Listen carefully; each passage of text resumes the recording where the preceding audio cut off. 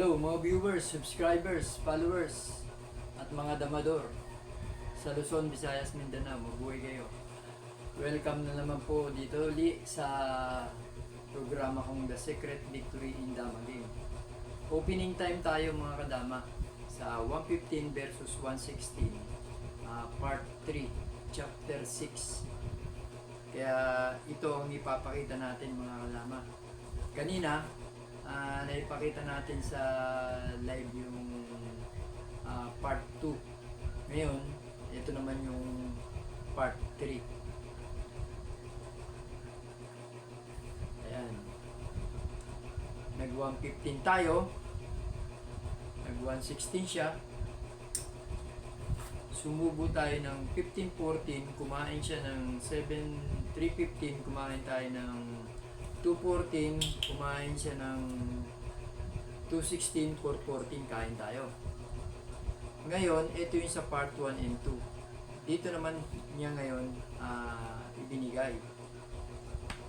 Yan. Kumain tayo ng 315, tsaka sinayang tayo ng 73. Ibinigay lang natin ng 14-2. Kumain siya ng 614, tsaka tumira tayo ng 8-3. Tumira naman siya ng 14-16, tumira tayo ng 3-14.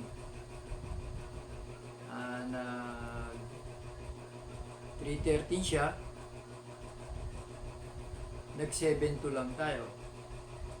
Nag 8-3 siya, nag 5-1 lang ang puti. Ngayon, after natin mag 5-1, nag 10-6 siya. Nag 12-7 lang tayo. Sumubo siya ng 5-1, kumain tayo ng 15-5, umatras lang siya ng 10-4. Dito mga kadama, ginawa natin nag 14-16 tayo. Nag 9-5 siya, 16-4 tayo, tsaka siya nag 5-1.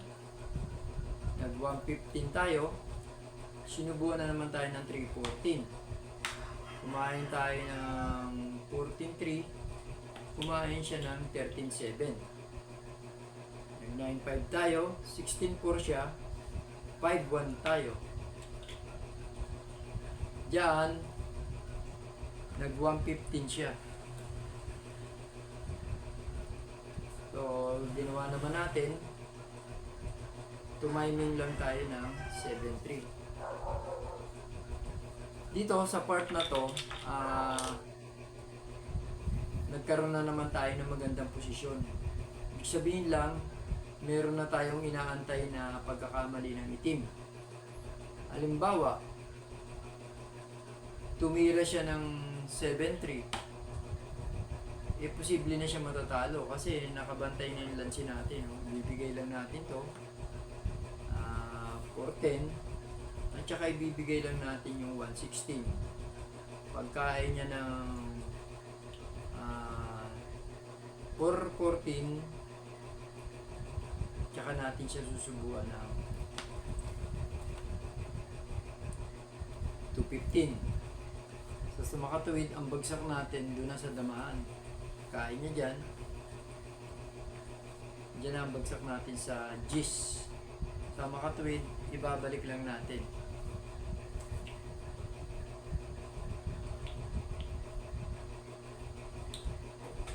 Halimbawa naman,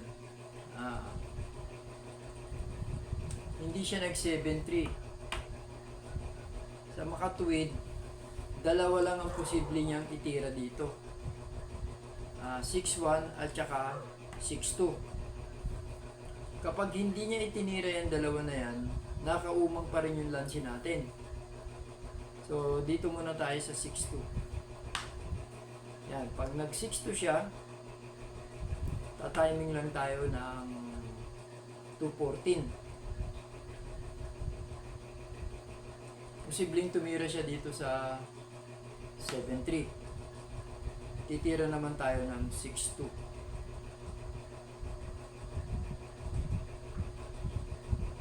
Kapag nag 313 siya, sasabayan naman mag 250 naman tayo.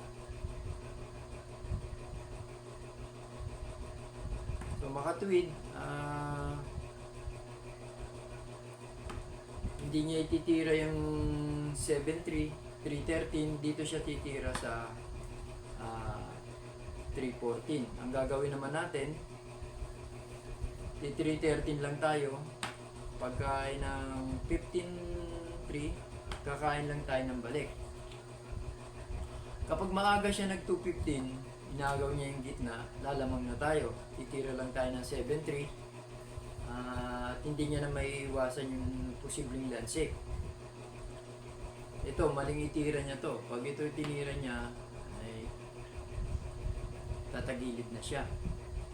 Kaya pagpalagay na natin ang itinira niya naman dito, 11.6. Yan.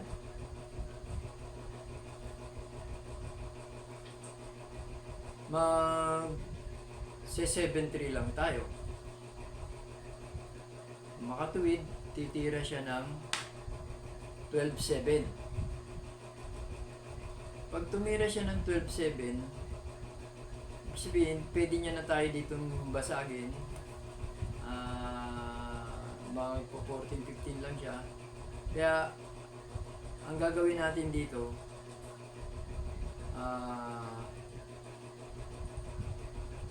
2.14 lang. Tsaka, dyan sa 2.14, pag hindi niya napansin yung 6, may lansi na naman tayo kasi papakain lang natin yung 10.5, tsaka tayo magti 3.13. So makatuwid, maobliga siya ibaba itong 6.1. Yan. Pagbaba niya ng 6.1, titira lang tayo ng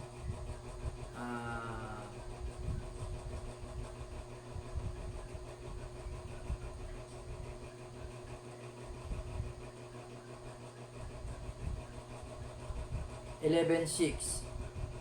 Yan.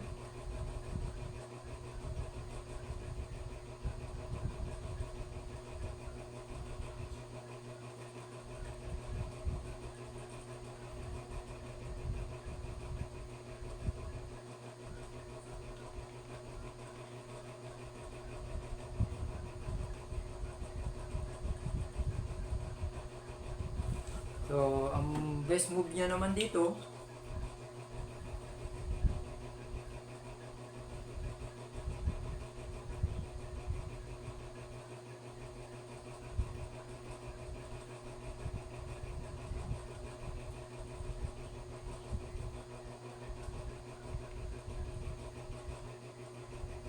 pag nag 116 siya,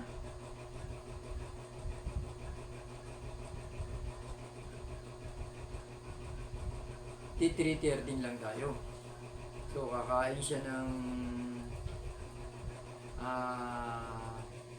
16.2 at kakain naman tayo ng 2.14. So makatwid, marami na siyang bawal itira. 7.3 na lang ang tira niya. Pag tira niya ng 7.3, titira lang tayo ng 13.16. So pag tira niya ng 3.13, aatrasan lang natin. So talo na siya. Lamang na tayo. Kaya mali ring itira yon. Kung halimbawa naman, hindi siya nag 116. Yan.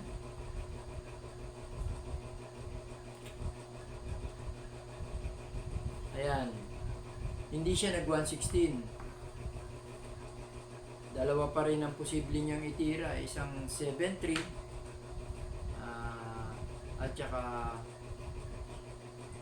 isang 115. Dito muna tayo sa 115. Halimbawa, nag 115 siya.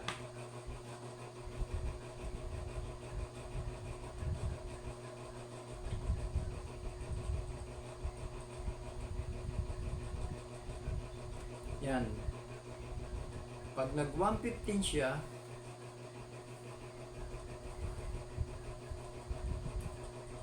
pwede na tayo mag 116. Yan.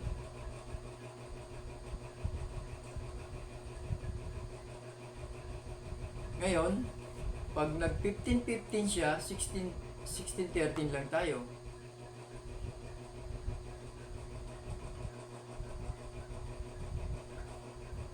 Gaganon siya. Magti 313 lang tayo. Sa makatuwid, lamang na naman tayo sa arangkadaan. Ayan.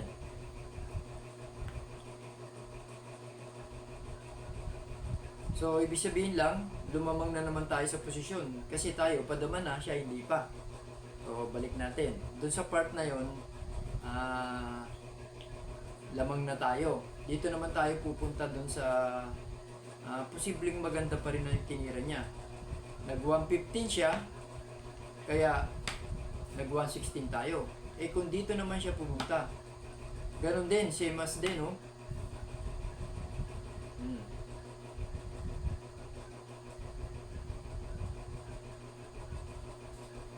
So, babalik siya. Kakain siya dun. Kakain siya ng balik. Dito na naman tayo titira. 10.5 lang tayo. Bawal na naman siya mag 7.3. Ang posibleng tira niya rito, ito. Yan. 14-15. So, pag nag 14-15 siya, magpa 5-4 lang tayo.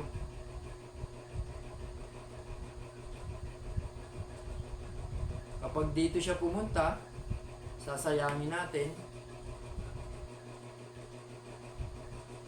So, iilag siya. Kahit saan siya umilag, dito man o dito, may sipa na tayo. Yan. So, lamang na naman tayo doon. Di baldi na naman siya. Eh kung halimbawa, yan, ito ang ibinigay niya. Pag 14.50 niya, na ano tayo, 10.5, ito ang binigay, nagpalibaldi at saka sumubo. Ayan. So, dito, sa part na to, may talo na naman siya.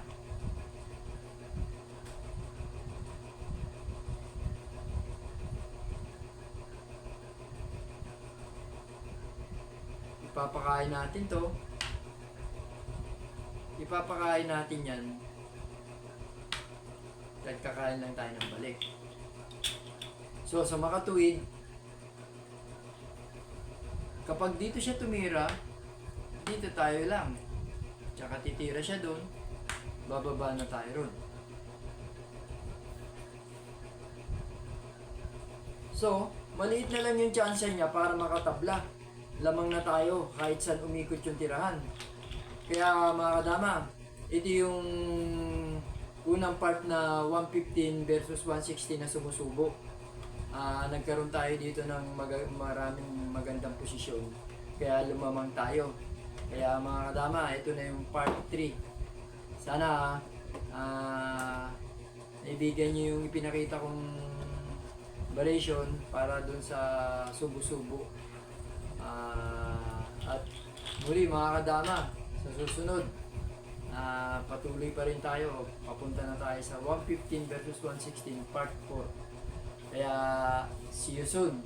Mabuhay kayo.